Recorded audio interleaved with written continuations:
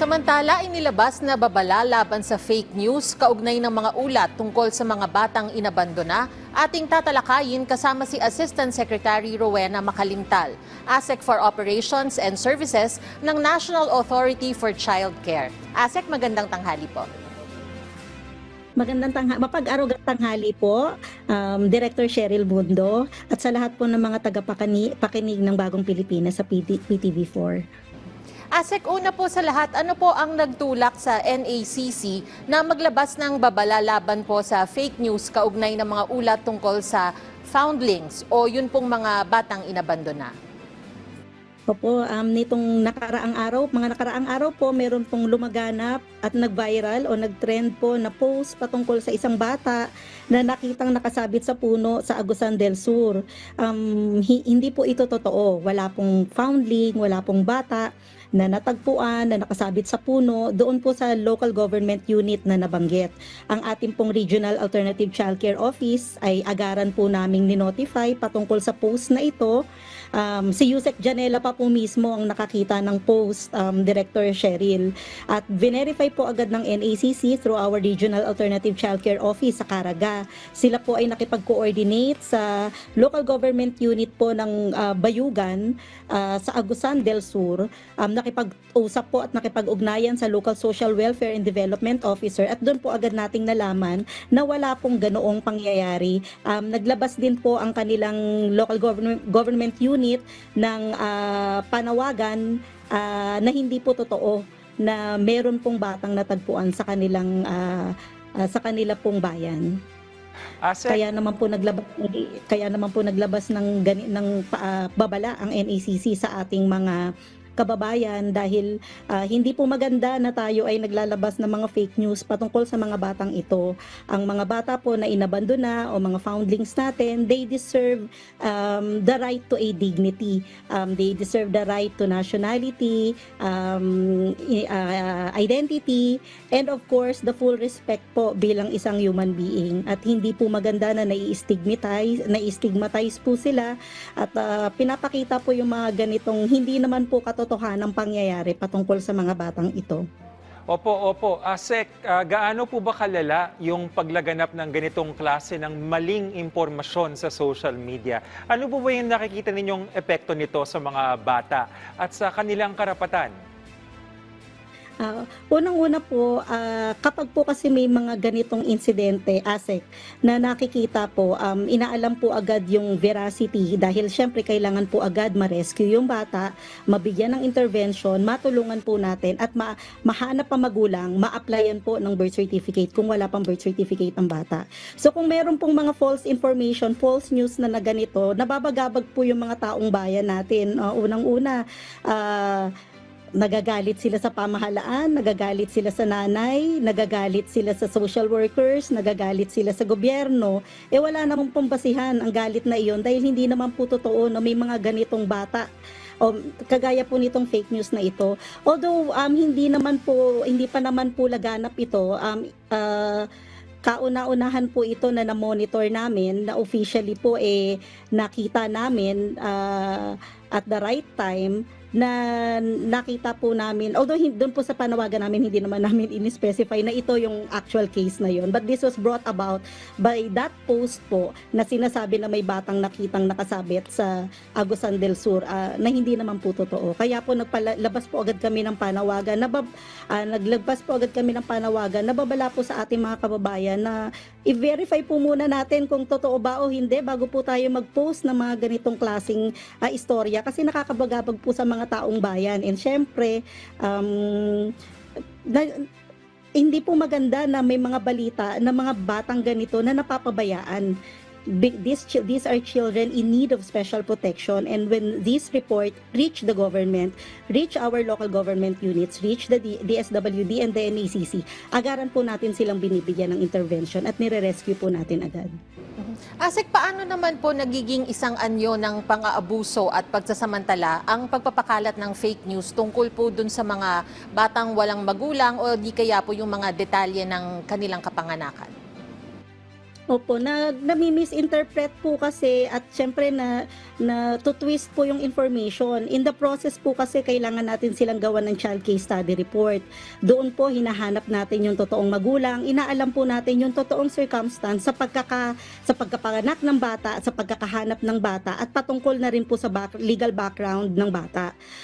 Kapag po may mga fake news, nahihirapan po tayong alamin yung katotohanan para ito po ay may i-reflect sa kanilang child case study report. At ito pong child case study report ay importanteng dokumento po ito para sila ay ma-applyan ng birth certificate at kung ang bata ay for to be declared as legally available for adoption, basihan din po ito ng petition for CDCLAA hanggang sa umabot na po sa advanced phases po ng adoption. So importante po talaga yung truthful, accurate information patungkol sa bata. Kaya po as much as possible, we are repudiating fake news about children kasi po hindi naman ho sila, kapag po may mga ganitong information, na-actionan po natin. Okay po sana kung totoo kasi kung totoo, at least po may intervention po tayo na maibibigay, maililigtas natin agad ang bata, mapoproceed po tayo sa tamang case management. Pero kung hindi naman po totoo, nagkakaroon po tuloy ng maling interpretation o maling appreciation sa proseso po na ginagawa natin in child protection. Bagamat may mga challenges po economically, lahat po ng ating local government units, ang ating pong DSWD, ang ating pong pamahalaan ay patuloy po sa ating pagpapalaganap at pagpapatibay ng pagbibigay proteksyon sa mga bata, lalo na po kung ang mga bata ay wala na magulang or at the risk of losing parental authority. Asek, dahil alam nga natin ang mga karapatan ang pinag-uusapan natin at pag-iwas sa paglabag sa batas para maunawaan ng ating mga kababayan, pakipaliwanag naman po ang nilalaman ng Republic Act number 11767 o itong sinasabing Foundling Recognition and Protection Act na dapat tandaan ng publiko upang hindi malabag ang mga karapatan ng mga batang ito. Pakipaliwanag naman, Asek. Opo, salamat po, Asek Joey. Para po sa Foundling Recognition and Protection Act, it provides a greater amount of protection, securing the rights, providing the identity of the foundling as a natural-born Filipino citizen, and providing penalties po for acts inimical to their general welfare. So kapag po meron tayong nakitang foundling, sila po ay agaran nating i-case manage para po mahanap natin agad ang magulang. Kasi po, kung meron pong magulang na lulutang, kaya po nagpapanawagan tayo sa buong Pilipinas kung meron po bang nakakakilala o may magulang ang batang ito, dahil ang gusto po sana natin ay maibalik ang bata sa pangangalaga ng kanilang magulang. Ma-establish po natin na hindi biktima ng trafficking, hindi biktima ng kidnapping, hindi biktima ng abduction ang bata, kaya nakikipag-coordinate din po tayo sa ating mga kapulisan. Pag na-establish po natin na wala pong police report na may batang kinidnap, may batang ninakaw, we proceed po sa pag-e-exhaust po ng mga remedies para mahanap pa rin kung meron bang kamag-anak or nakakakilala sa bata. After a period of 3 months na wala po talagang lumutang, despite our diligent efforts, panawagan, report po ng barangay, report ng kapulisan, doon lang po natin i-declare na ang bata ay isang foundling, i-register po natin sa ating mga local civil registration para po ang bata ay magkaroon ng Certificate of Live Birth of persons with no known parents.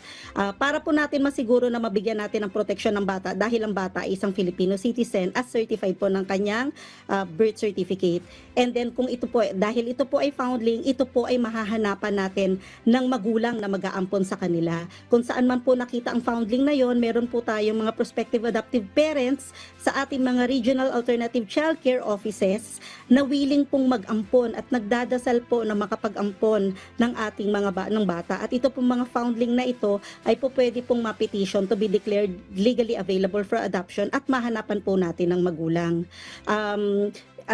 Kasama rin po doon sa provision, sa important provision po ng Foundling Recognition Act is para nga po sa mga nanay, kung hindi na po nila gustong alagaan ang kanilang anak, ayaw na nilang alagaan, meron po tayong mekanismo sa ating batas upang wag po ninyong ilagay sa alanganing sitwasyon o sa mga delikado o peligrong kondisyon ang mga bata. Pwede po natin silang isurrender sa ating mga safe haven provider. Pwede po kayong pumunta sa DSWD facilities, sa child caring agencies natin, sa mga residential care facilities po ng DSWD o kahit sa inyong local social welfare development officers po pwede po ninyong isurrender ang bata para po kesa naman po itapon nyo lang kung saan-saan. Meron po kayong, mapoprotektahan po kayo against violation ng abandonment. Kung dito po ninyo ilalagak at isusurrender ang mga bata, hindi po kailangang itapon, hindi po kailangang iwan kung saan-saan ang inyong mga anak kung hindi nyo na po sila gusto o kaya pang alagaan. Meron po tayong mekanismo, isurrender po ninyo sila sa ating mga safe haven providers para po sila ay maalagaan at maprotektaan at hindi po mapahamak ang kanilang mga buhay. So yan po yung mga important provisions ng Foundling Recognition Act, ASEC Joey and Director Cheryl, na gusto ho nating ipaalam sa ating mga kababayan. Hindi ho kailangang itapon ng inyong mga anak, hindi po kailangang iwan sa kung saan-saan kung hindi nyo na po sila kayang alagaan. Maaalagaan po sila ng pamahalaan at maipapaampon po natin sila. Hindi nyo po kailangang ilagay sa disgrasya o peligro ang kanilang mga buhay. ASEC, ano po yung posibleng parusa o hakbang na pwedeng gawin laban sa mga individual o social media accounts po na sadyang nagpapakalat ng maling impormasyon tungkol sa mga foundling? Ang alam ko, meron po tayong provision sa Revised Penal Code. Meron din po tayong provision under Republic Act 11642 and 11767.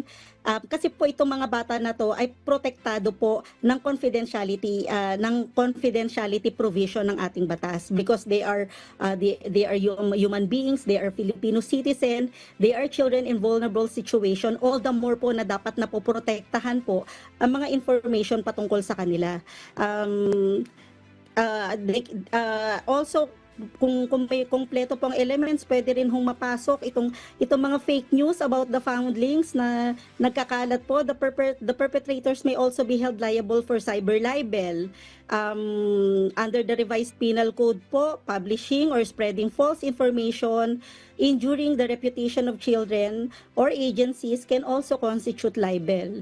The law on domestic administrative adoption ensures confidentiality po sa mga cases ng mga bata, and dissemination of unverified information about these foundlings breaches confidentiality and protection standards po na ginagaranti natin sa mga bata na ito. So marami pong pwedeng ikaso sa mga entities po na nagpapakalat ng fake news patungkol sa ating mga bata na nangangailangan ng special protection. ASEC Rowena, para lang masabing verified information, si ASEC Albert Huto, hindi si ASEC Joey. Opo, okay lang po. Okay. No problem, no problem. Okay lang. Kasama yan sa ating paninigurado na ang nakukuha nating balita mula sa Bagong Pilipinas ngayon ay accurate. Okay lang po yun.